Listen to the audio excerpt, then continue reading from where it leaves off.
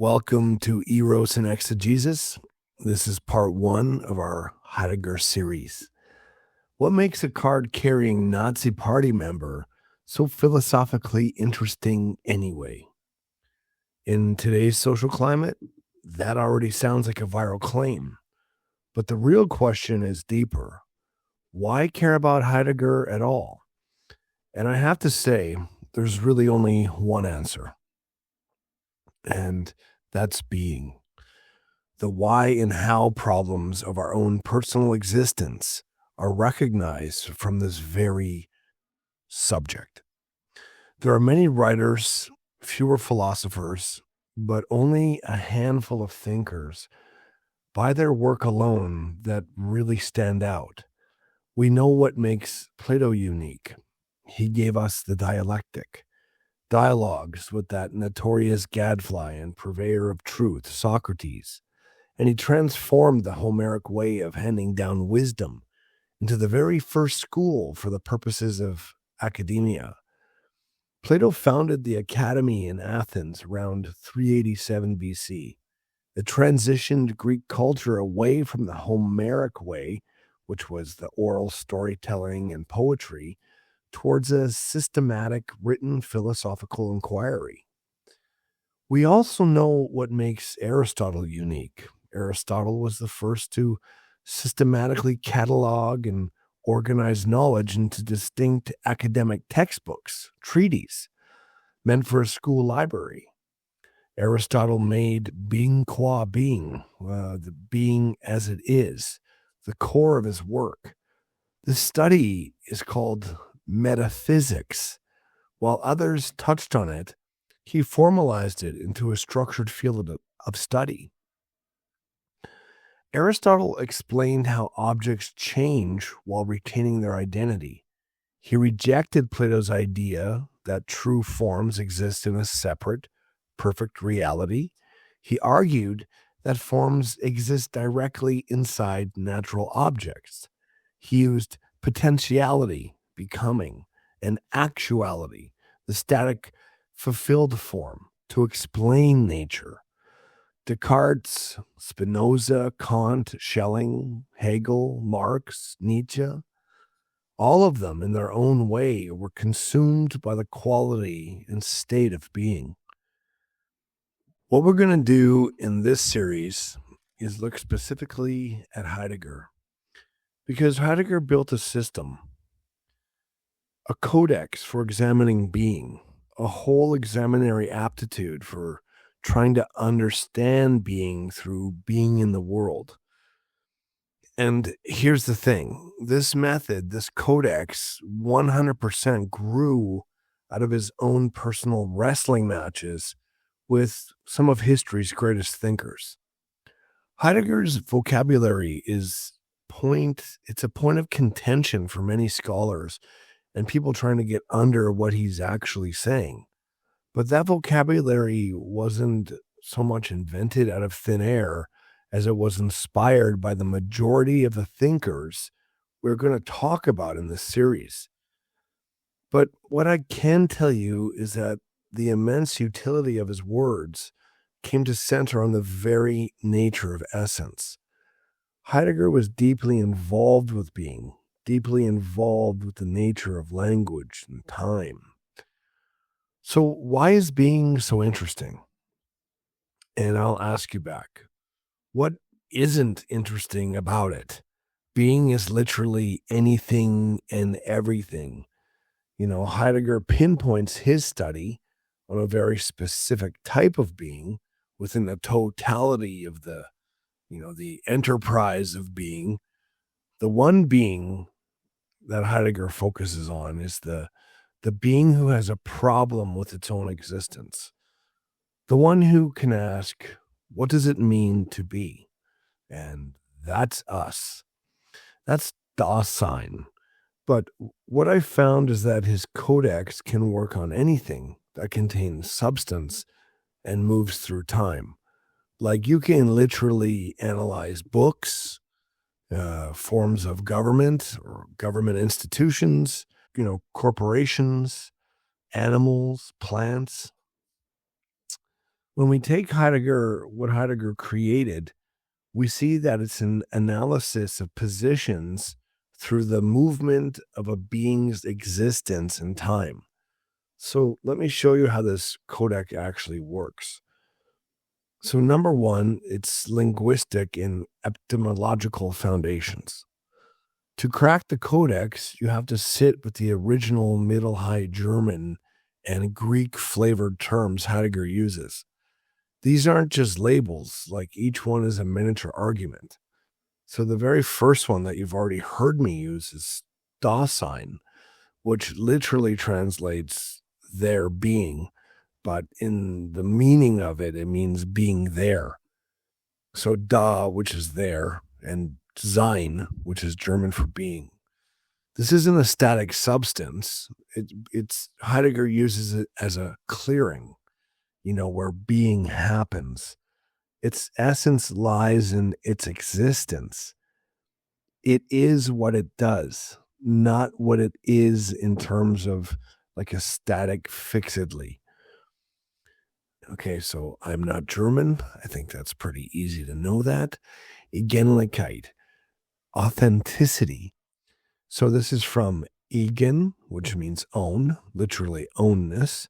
To be authentic is to own your existence, to take possession of it, rather than being lost in, anonymity. This is another term that we're going to cross on, the Dasein. That's the they, the crowd per se, or the everydayness of life. Then we have a word like Augenblick. This is what we can term in English the moment of vision. Literally the glance of an eye.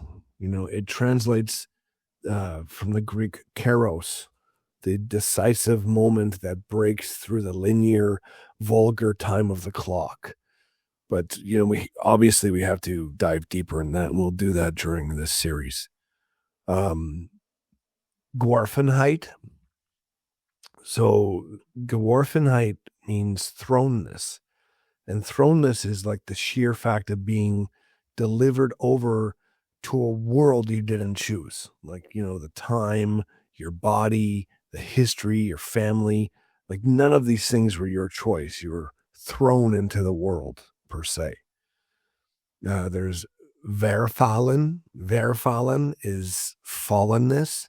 So that's the tendency of Dasein to lose itself in the world of objects, public opinion, busyness, and idle talk.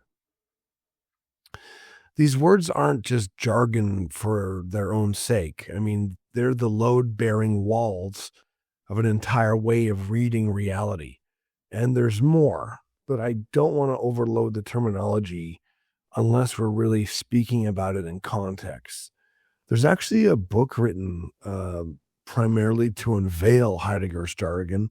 It's called the Heidegger Dictionary. It's by Daniel O'Dahlstrom, and it's one I've personally read. So number two here, after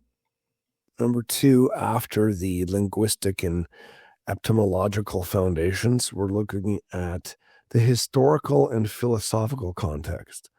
So Heidegger's codex is a direct response to what he called the Western metaphysics of presence. This is the habit of treating time as a line of consecutive nows and being as constant presence. All right, let's go into story time here to really flesh this out. Imagine you're sitting in a lecture hall where the professor turns from the chalkboard full of physics equations, 3 spatial dimensions neatly labeled 1s, 2s, 3s, and a single arrow of time marked 1t. And in a quieter voice, he writes something that makes half the class frown. 1t, 2t, 3t. This isn't a mistake. It's a doorway into a very different way of understanding time. And the professor is about to tell a story that doesn't come from physics, but from the philosopher Martin Heidegger. Heidegger himself never wrote those symbols, But teachers today use them like a map, a shorthand to show that for a human life, time isn't a one-way street at all. The professor explains that physicists treat time as a single line. Everything moves forward from past to present to future, like a train on a track. But Heidegger saw that our lived experience of time is nothing like that. So the professor points to 1T and says, this is the future, and it's actually where we begin. We don't start in the present and wait for the future to arrive. We are always already leaning ahead of ourselves, projecting into possibilities. Right now, for instance, you're wondering what you'll do after this lecture, or who you might become, or whether that idea or this idea will work. That forward-looking tension isn't an afterthought. It's the first dimension of your existence, as fundamental as length is in space. Without it, you'd be a static object, not a person. And then the chalk taps, 2T. This is the past, but not as a dead museum. Heidegger called it having been.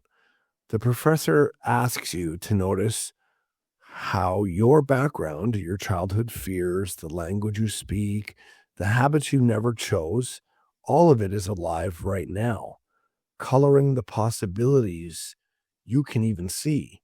You're carrying your history as a dimension of who you are, a constant pressure that shapes the future you're leaning into. It's not behind you on a timeline. It's present in the way, it's like exactly present in the way a musician carries years of practice into the next note they choose to play. Finally, 3T, and that's the present.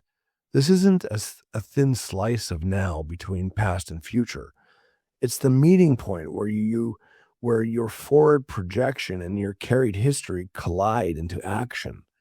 The professor describes it as the moment your hand actually grips the coffee cup that your future self intended to drink, from a gesture that made possible by a lifetime of learning what cups are for. The present is thick with both directions at once. So why not just say past, present, future? And because those words fool us into picturing three separate train cars in a row. Writing 1T, 2T, 3T, it forces us to think dimensionally, three aspects of a single structure, operating simultaneously, not one after another. In the physics diagram, space gets three dimensions and time is a lonely line. In this philosophy lecture, time itself gains three co-equal dimensions that are always woven together, shaping the whole of a human life at every moment. The student who was frowning now sees that the arrow on the physics board and the threefold time on the philosophy board aren't rivals. They're just describing different worlds.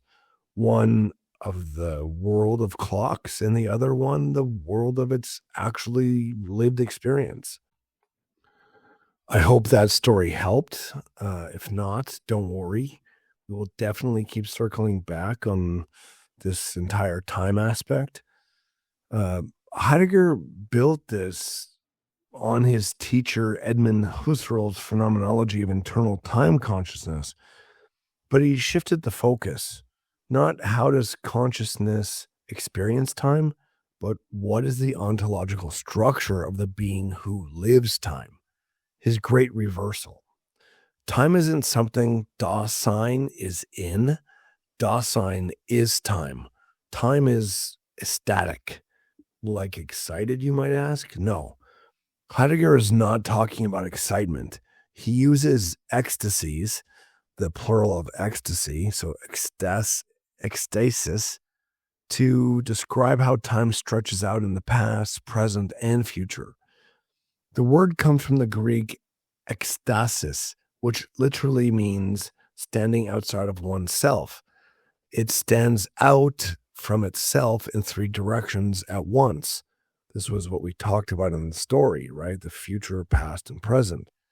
And the way Dasein relates to each ecstasis determines whether it's living an authentic or inauthentic life.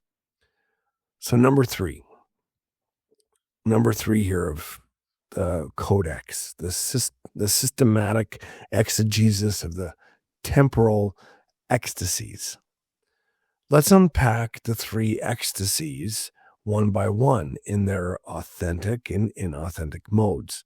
So number one, the future, understanding. This is as existential.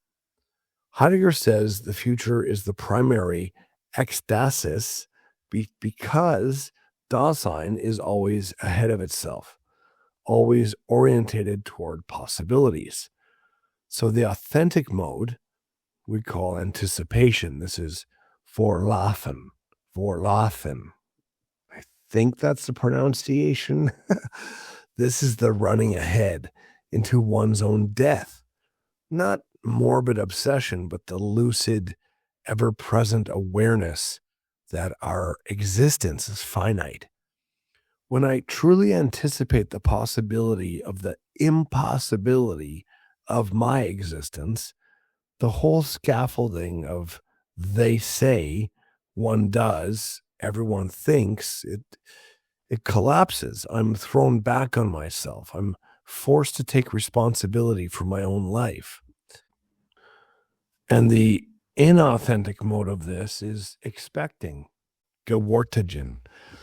Again, my German is not what it should be. So this is where I treat the future as a series of upcoming events. I'm expecting something, right? The next paycheck, the next vacation, the next news cycle. I'm waiting for something in the world to happen to me as if I were just a point moving through a timeline rather than a being who is its own future possibilities. Number two, we have the past. So number one was the future, where we have, the authentic mode of anticipating what's coming at us. The inauthentic mode of expecting, we're waiting for something to happen. And number two is the past. This is the thrownness that we spoke about. And this is as existential as well. The past is not a gone moment. It's having been, Gewissenheit. It's the ground I stand on, the inheritance I never chose. The authentic mode is repetition or retrieval. Wiederholung. This is not doing the same thing twice. It is the active handing down of a possibility from the past to myself, a resolute choosing of my heritage. I might retrieve the courage of a forgotten ancestor, the failed project of a suppressed thinker, the neglected possibility buried in my own history, and make it my own in a new way. And the inauthentic mode of this is forgetting, vergessen. Dasein forgets its thrownness and carries on as if it had no roots. I'm drifting in the present, treating my life like it's an open-ended stream of consumer choices, unaware that I'm a burden that I must carry and shape. 3, this is where we enter into the present, and that's fallenness. This is also as existential. The present is the dimension where Dasein encounters the available world, the world of things and social roles. But that's also where Dasein most readily loses itself. But here's the genius of Heidegger's account, and it's one of the most viscerally teachable moments in all of philosophy. It's the example he uses of the broken hammer. So most of the time, the world is what Heidegger calls zu handen, and this is ready to hand. When you use a hammer or a keyboard, a car, it disappears into your project. You don't stare at the hammer's chemical composition. You simply hammer, like it's in your hand and you're swinging it, and it's the tool becomes an invisible extension of your intent. It's only when the hammer breaks, when if the handle snaps or the head goes flying off, or when, as when you're driving a car, if the car gets a flat tire, or when you're using the computer, if the screen freezes, that thing, it suddenly shows up as a brute, cold object. And that's what Heidegger calls vorhanden. So that's the present at hand, that mini catastrophe that ruptures in the seamless flow. It rips away the background and forces you to see the world as it actually is, not just as scenery for your busyness. This is the inauthentic mode that, present exposes. So inauthentic mode, making present, it's the German word for this is impossible. Gegenwärtigen, making, in English, making present. This is the mode of distraction. I'm busy with things, lost in the curiosity, gossip, and the endless new. I'm absorbed in whatever is immediately present, losing connection to my future, my future impending death, and my past, where I come from. The authentic mode is moment of vision, the Augenblick.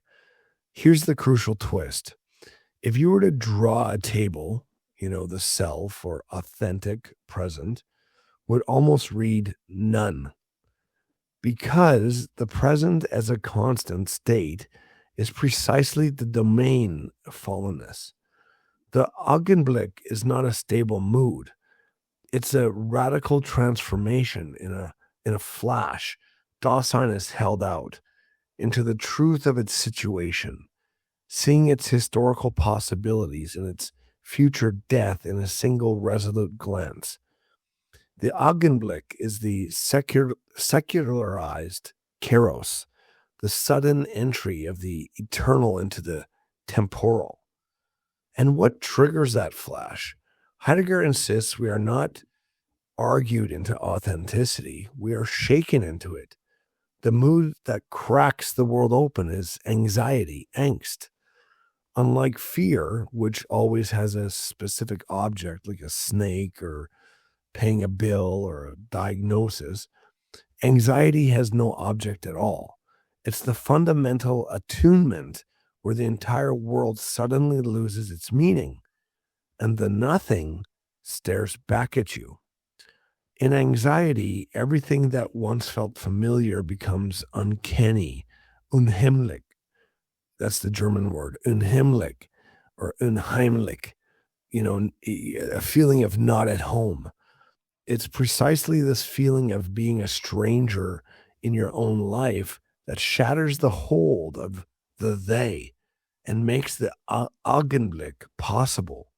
Anxiety is the dark grace that returns you to yourself.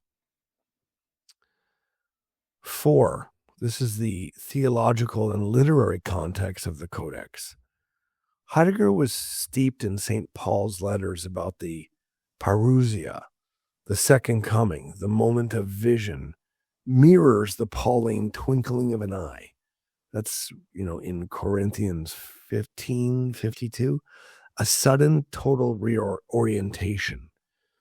He took the theological kairos and made it the center of philosophical account of authentic existence without the supernatural scaffolding.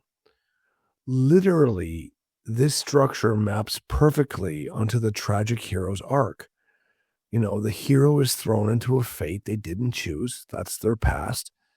Is initially distracted by, worldly status and ambition. That's their present. And then faces inevitable doom that's coming into the future. The confrontation triggers the Augenblick, a moment of blinding clarity, and an authentic resolution, even if it leads to destruction. Number 5, the synthesis. This is the structure of care. If you follow the logic of the codex vertically and horizontally, you arrive at the unified structure of what Heidegger calls Sorg.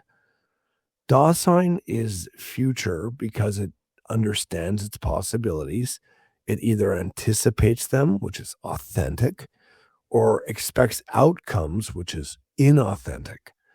Dasein is past because it is thrown, right? Like it either retrieves its heritage, which is authentic, or forgets where it came from, forgets the grounding, and that's the inauthentic. Dasein is present because of its fallen amongst things. It either achieves a moment of vision, which is the authentic, or remains in making present, which is the inauthentic. Authenticity is not a permanent possession.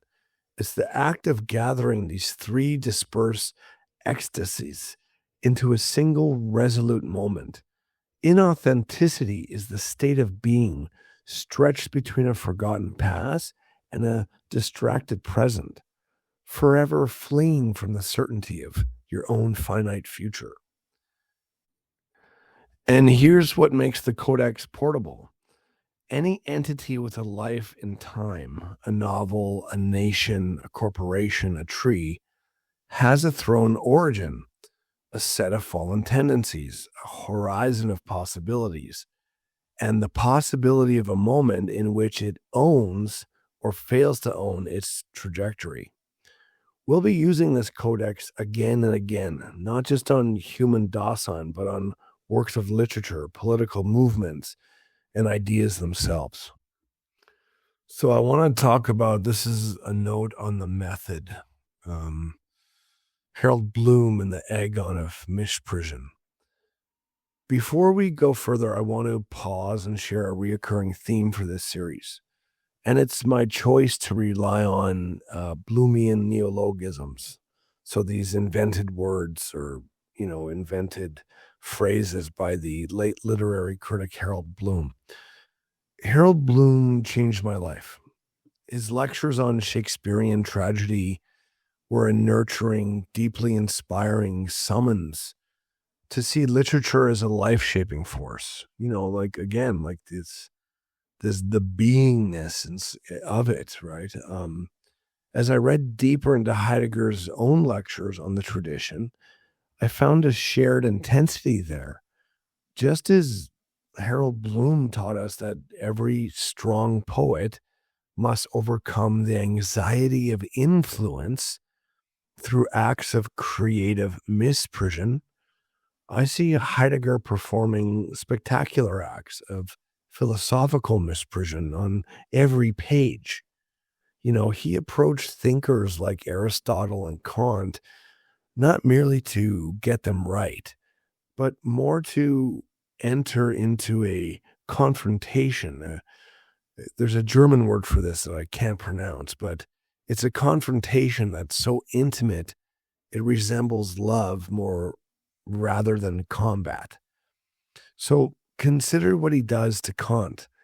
In his 1929 book, Kant and the Problem of Metaphysics, and in the legendary Davos disputation with Ernest Cassirer, Heidegger didn't treat Kant as a historical monument. He read him as a strong poet of reason who swerved from his own discoveries. Heidegger's Kant is a Kant who uncovered a primordial power of the imagination, a time-forming, world-opening faculty. But then, out of a metaphysical anxiety, he retreated back into the safer categories of the understanding. Heidegger steps in not to correct Kant, but to push those buried discoveries to their breaking point, to complete what he says Kant only half dared. That is the agon. That is the Kleinemann. It's why his student Hans-Georg Gadamer, who once called Heidegger's Destruction of the History of Ontology the most exciting philosophical event of the century. It wasn't an exercise in pedantry. It was a seismic event that changed the very ground we think on. So I use terms like agon and Kleinemann and the swerve because they are the only tools I found that can measure the impact of this phase of Heidegger's destruction, his dismantling of the tradition, so that the buried questions could emerge once again. That's the lens through which we'll read. So, welcome to the Codex. The journey ahead, and here's what makes this journey worth our time. Heidegger's collection was not miscellaneous. Each idea he gathered served a single overwhelming question, the question of being. Not what exists, but what does it mean for anything to be? This question, which Heidegger believed Western philosophy had forgotten almost from its inception, became the gravitational center around which all his collected insights orbited. From Plato, he took the transformation of truth. From Aristotle, the temporal depth of being. From Kant, the finitude of human knowledge. From Schelling, the dark ground of existence. From Hegel, the movement of presence. From Nietzsche, a completion of metaphysics and the danger of nihilism. And from each, he fashioned something that belonged to none of them, and yet would have been impossible without all of them. The lecture is structured thematically as a philosophical periplus, a spiral journey intended to map the origins, the completion, and the ultimate collapse of Western metaphysics. The overall purpose of this collection is to orbit around one overwhelming question. What does it mean for anything to be? The specific structural flow is as follows. So, the first parts are the modern crisis. The sequence begins with Descartes focusing on his invention of the subject-object dualism, which inaugurated the specific modern crisis Heidegger attempted to resolve. The second mood, or the second mode, let's say, the method of time, the method and time, this focus moves to Husserl, to Bergson, to establish the phenomenological tools and the problem of spatialized time that Heidegger would inherit, radicalize and dismantle. The third movement is the ancient roots, back to Plato and Aristotle, to show exactly where the original Greek experience of truth as unconcealment, that's aletheia, was uncovered or was covered over, resulting in being tragically reduced to static presence. The fourth movement is the completion of metaphysics. The journey tracks the progression of German thought through Kant, Schelling, Heidegger, Hegel, and Kierkegaard, culminating in Nietzsche, who represents the absolute completion of Western metaphysics and the arrival of nihilism. The fifth movement, the contemporary fracture and its historical root. This is the 1929 Davos moment. This is placed immediately after Nietzsche to illustrate the resulting philosophical fracture. The sequence then spirals back to Augustine and Aquinas to diagnose ontotheology as the historical root of the modern error. And the sixth movement, the first beginning, the text reaches back to the pre-Socratics to find the first beginning before the metaphysical error occurred. 7 is Heidegger's project. This sets the stage for the exegesis of being and time, showing how Heidegger attempted a destruction of the history of ontology to retrieve that lost foundation through the analysis of Dasein, care, and death. And finally, 8, the turn and the supreme danger. This part of the lecture series, it'll conclude by covering Heidegger's later thought, exploring his turn away from the human-centered analysis toward the study of language, the essence of technology, Gestell, and the poetry of Hölderlin. We who undertake this series together, we're not spectators anymore. We're fellow travelers on a path that winds through some of the most demanding terrain in the history of Western thought. We shall move thematically rather than chronologically, circling back to certain texts from different angles, because genuine understanding grows spirally, not linearly, but through repetition that deepens rather than merely repeats. All technical language will be translated and explained, for Heidegger taught us that language is not a vehicle for thought, but the very element in which thinking occurs. So that's the end of part one here. And in part two, we're going to begin. And we won't begin then at the beginning in any simple sense, but at the point where the entire modern philosophical tradition begins, and the thinker who split reality into a thinking mind and an extended world, and who by there set in motion the crisis that Heidegger would spend his entire career trying to resolve. And that's next time on Eros and Exegesis. See you then.